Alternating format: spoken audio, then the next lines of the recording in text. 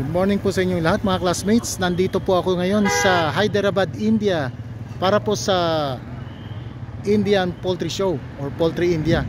Yung harap ng event place. At syempre hindi mawawala yung symbolic task na yan. So ngayon po pupunta tayo at makikigulo tayo dito sa India. Kahit saan ka tumawid pwede rin. Tingin ko lang pero sasagasaan ka rito pag namali ka yun. Dito tayo dadaan. Tayo maglalakad dito sa pedestrian nila yan. Makakaintindi ka sila ng pedestrian. Siyempre ano yun English yun Pero dito tayo dadaan dapat. Kundi hindi tayo makakatawid ng matino. Okay. So tawid na tayo. Kasama ko yan si Doc Ray Sanyana. Napakabata pa ako. Ayan. 16th Poultry India. Yan. So pupunta tayo sa harap ngayon. So bakit tayo nandito ngayon? Dahil gusto natin makakita ng mga bagong trends sa mga poultry management, sa gamutan. No, hindi lang to sa mga production or yung mga livestock products na ating inikutan, kundi marami din tayong matututunan dito para sa ating mga classmate, lalo na sa mga sabong at kalapate, no? Very diverse kasi ang industriya ng India. So ayan, no? Tignan nyo mga classmates, pagka tayo nag-expo sa SMX, ang isang hall po nila dito, isang SMX natin mga classmates. Kaya makikita ninyo kung gaano kalaki. Pero ito second day na ito.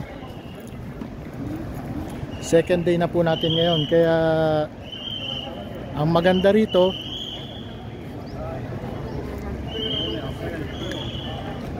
may papakita ko sa inyo gaano kalaki ang po pwede pang iunlad ng Pilipinas when it comes to the poultry industry. Ayan. So ito yung registration area nila. At syempre, kung konti lang ang Pilipino dito, okay maghanap ng ibang Pilipino Tignan nyo, yun hall 2 Tignan nyo gaano kalaki yan mga classmates. Ayan. So mamaya magpipicture taking tol. So ito yung mga halls nila. Tingnan yung hall. Ang isang hall nila halos kasing laki na ng isang SMX.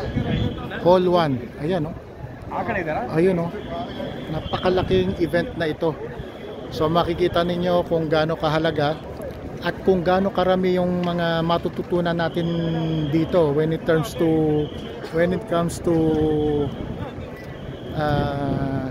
sa pagpapalawak ng ating kaalaman tungkol po sa pagmamanok. Yan. Dito sa India hindi lang manok na mga layer, broiler o mga panabong. Kasama dito yung ibang mga livestock na poultry kung tutuusin. Tulad po ng mga emu, turkey, yung mga ganyan. Kasi bihira dito ang sa manok. Ay sa swine, okay? Sa baboy. Dahil karamihan dito Hindu at So pasok tayo mga classmates. Yan. So ito yung isang hall po nila dito.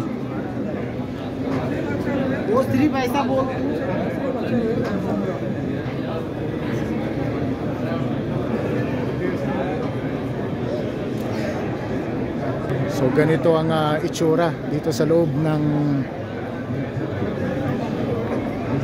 Tignan nyo mga classmates kung gaano karami ang uri ng gamot na meron dito sa India na nakakapasok, na pwede rin ipasok doon sa ating bansa, sa Pilipinas. Kasi ang karamihan sa dito na nanggagaling yung mga liver tonic kung tawagin. Yan, katulad na ito. Ayan, yan. May nakikita na kayong ganyang brand, yung Venkis na yan. Tingnan nyo kung gaano kaunlad ang industriya ng pagmamanok dito. Of course, hindi naman to puro sa mga sasabungin lang, kung hindi pati sa mga karamihan dito, syempre sa pagkain, itlog, broiler. Pero ang punto po natin dito, yung dami ng gamot na meron na po pwedeng magamit sa ating bansa. Yan, so yun. Tingnan nyo, bigyan ko yan ng sample. Ito,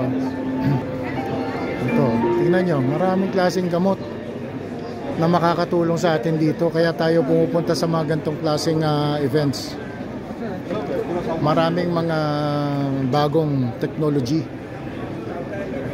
dito. Mga bakuna, mga essential oils, tapos yung mga alpha monoloris, yung mga iba't ibang uri ng gamot.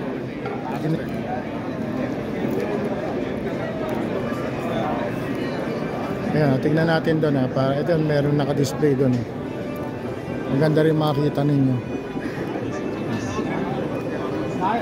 Ito naman puro sa mga biosecurity naman na programa. Paglinis ng itlog, paglinis ng building. Tapos dito merong mga puro sa mga gut health naman ito. Itong mga gantong klaseng produkto. Yan. Ito mga bakuna naman to, fibro. Meron na rin sa Pilipinas yan pero bago lang. Bago lang yan.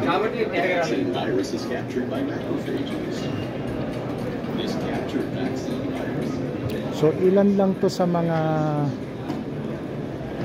possibilities na pinapakita namin sa inyo na po pwede sa atin. Ayan. Mukhang hindi interesting pero may impact po ito pag ito'y ang iba rito ay pumasok na sa bansa natin. No, kasi may mga bagong gamot talaga rito na po pwede sa atin Dahil darating ang panahon hindi na po pwede yung mga antibiotic lang. Tingnan nyo. Ayan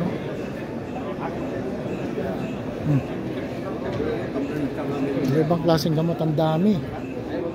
Diba? Mga nasanay tayo sa mga ordinaryong gamot Pero marami pa palang pwedeng gamitin. Marami pang mga options kung tutusin. Tingnan nyo itong mga kombinasyon na ito ng mga antibiotic. Ang dami. Ibig sabihin, meron pang po pwedeng improvement sa ating bansa. Ito pa, meron pang para sa mga puto. So yung mga classmates mula po rito sa